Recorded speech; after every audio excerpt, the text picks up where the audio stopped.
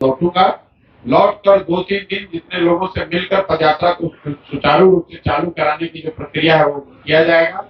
हर हालत में अगर स्थिति बहुत नहीं बिगड़ी तो 11 तारीख अतवार है, उस दिन हम लोग के दिमाग में है कि 11 जून से इसको फिर से शुरू करेंगे। पदयात्रा में अभी तक कितने लोगों से मिल चुके हैं और क्या रिस्पॉन्स है? भैया पदयात्रा में कितने लोगों से मिल चुके हैं ये तो संख्या गिन पाना बड़ा मुश्किल है। मैंने जैसा आपको बताया करीब 3-1 हजार गांव में पैदल चल के गए हैं हम लोग और एक दिन में 8 से 10 गांव में जाते हैं। अभी तक का जो अनुभव रहा है वो तो जब मैं जिस दिन आया था मैंने बहुत विस्तृत तौर पर सारे पत्रकार बंधुओं से आपसे चर्चा की है और फिर जब हम वापस आएंगे तो प्रखंड वाइज मिलकर वो बताते ही हैं। मुझे लगता है कि आज की प्रेस वार्ता इस चीज के लिए नहीं है कि अभी तक का अनुभव क्या है। कोई आपके जनरल सवाल है तो ये सवाल इधर से पूछना चाहता हूँ। मैं न्यूज 18 में काम करता हूँ और जब आपने यात्रा शुरू की थी भितियरवा से, इसके पहले मैंने आपका डिटेल इंटरव्यू भी किया था। 2500 किलोमीटर चलने के बाद बिहार के 2-3 मुख्य मुद्दे क्या हैं जिसको आप हाईलाइट करना चाहते हैं? तभी भी मैंने ये सवाल पूछा था, उसमें ग्राउंड सिचुएशन में कितना बदलाव आया है? राजनीति तो चलती रहेगी लेकिन मुख्य मुद्दे क्या? मुख्य मुद्दे मैं हर जगह अपनी बात बताता हूँ। बिहार में अभी 2500 से ज्यादा गांव में जाने के बाद, 8 महीने गांव में रहने के बाद मेरे हिसाब से बिहार की सबसे बड़ी लोगों की नजर में समस्या है वो बेरोजगारी और पलायन है। बेरोजगारी और पलायन बिहार की बड़ी समस्या है। ये बताने के लिए आपको पदयात्रा करने की जरूरत नहीं है, लेकिन पदयात्रा करने से जो अनुभव मुझे मिला कि ये हम लोग समझते हैं कि बेरोजगारी सिर्फ गरीबों के लिए समस्या है, ऐसी बात नहीं। बिहार में जो रिलेटिव बेसिस पे समृद्ध परिवार है, मध्यम वर्गीय परिवार है, पढ़े लिखे लोग हैं, बड़े किसान हैं, उनको भी अपने बच्चों के रोजगार के लिए उतनी ही परेशानी है जितने गरीब व्यक्ति को। यही हाल कमोवेश पलायन की है। कई बार हम लोग को ऐसा लगता है कि पलायन जो है ये गरीब और मजदूरों की समस्या है, ऐसी बात नहीं है।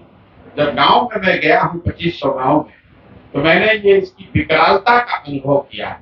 इसके सामाजिक पहलुओं को हम लोगों ने देखा है। शायद ही कोई ऐसा घर है किसी गांव में जहां पर माता पिता, पति पत्नी, बाल बच्चे एक साथ रहते हैं, चाहे आप गरीब हो या अमीर।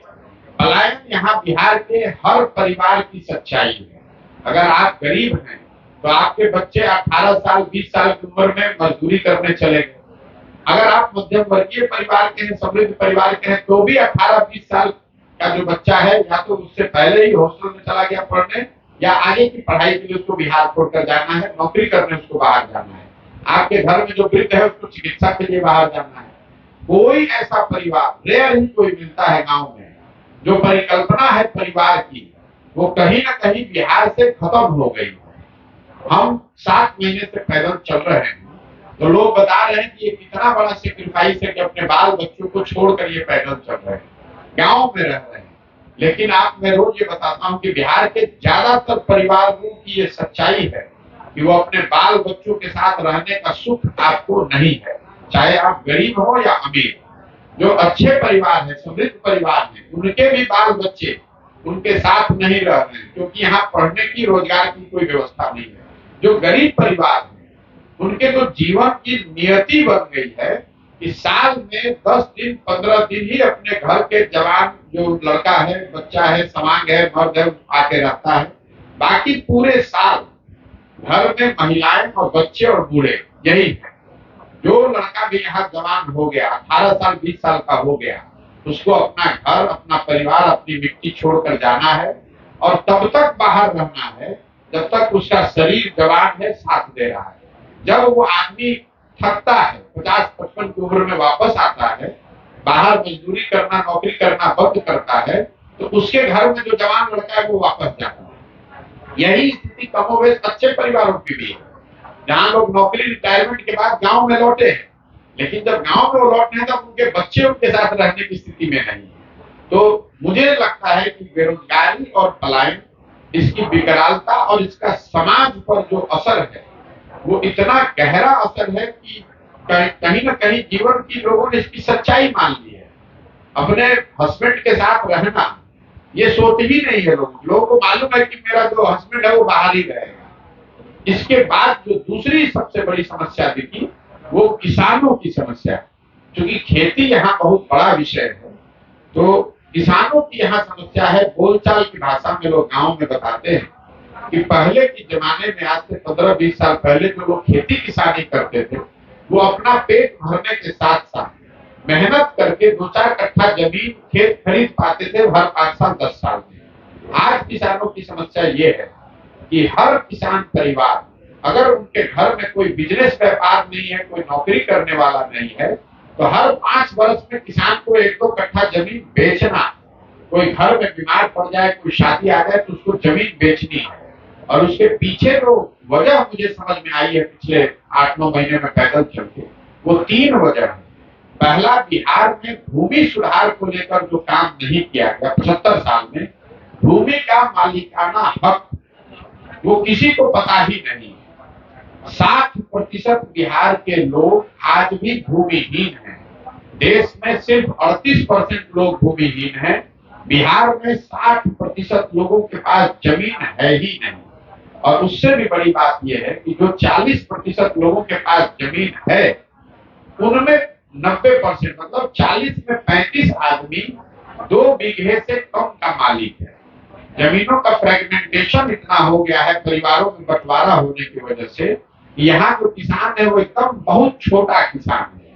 तो खेती किसानी करने का जो यहाँ काम है वो कमाने का प्रयोजन नहीं है, वो खाने का प्रयोजन है। किसान वही उपजा पा रहा है जिससे उसका और उसके बाल बच्चों का पेट भर जाए। वो किसानी करके आमदनी का प्रयोजन नहीं है। सरकारी आंकड़े जो बता रहे हैं कि बिहार में 4 से 5% किसान ही आमदनी कर रहे हैं, बाकी लोग खेती करके अपना और अपने बाल बच्चों का पेट भर रहे हैं या फिर वो खेत में मजदूर है। तो पहली खेती की जो समस्या है वो भूमि से संबंधित है, भूमि सुधार के न लागू होने की वजह से। दूसरी जो बड़ी समस्या है वो जल प्रबंधन को लेकर। बाढ़ यहाँ आता है, 50% खेती योग्य जमीन बाढ़ से प्रभावित है, तो तब जानते हैं। लेकिन पैदल चलने के बाद मैंने ये देखा, महसूस किया कि बाकी के जो 50% जमीन है उसका भी एक बड़ा हिस्सा या तो वहां पानी के अभाव में वो सूखे से प्रभावित है, या दूसरी एक और जो बड़ी समस्या है सीमावर्ती क्षेत्रों में नेपाल के नदियों के रास्ते बदलने से जमीन के कटाव की। और सिवान के बाद जब अगर आप चलेंगे तो सिवान, छपरा, वैशाली और अभी समस्तीपुर में शुरू किया है मैंने, यहाँ पर जल जमाव की जो चौवर की जो समस्या है, हजारों एकड़ जमीन ऐसी है जिसमें पानी लगा हुआ है, एक बार लग गया तो 6 महीने साल भर वो पानी निकलता ही नहीं है। तो जल प्रबंधन, या तो बाढ़ से लोग प्रभावित हैं या सूखे से, और दोनों से अगर बच गए तो जल जमाव और नदियों से होने वाले कटाव की वजह से परेशान है। लेकिन इन दोनों के बाद किसानों की जो सबसे बड़ी समस्या अभी तक हमें समझ में आई है वो है उनके फसलों के दाम का न मिलना। इन सारी परेशानियों के बावजूद बिहार में जो किसान पैदा कर रहा है उसको उसके फसल के दाम नहीं मिलते हैं। मैं जिस समय में चला हूँ, ये समय में धान की कटाई हुई है गांव-गांव में।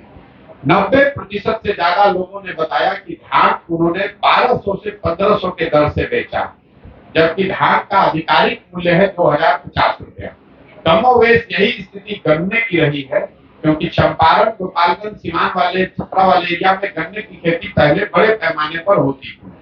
चीनी मिलों के बंद होने की वजह से गन्ने के जो किसान हैं वो पूरी तरीके से मिलों के मनमानी या बिचौलियों के हाथ में है, उनको अपनी फसल का दाम नहीं मिलना है। इसका एक सरकारी आंकड़ा आपको बता देता हूँ। बिहार में पिछले 10 वर्ष में सिर्फ 13% धान ही किसान सरकारी मूल्य पर बेचा है किसान ने, और गेहूं के लिए ये प्रतिशत है 1।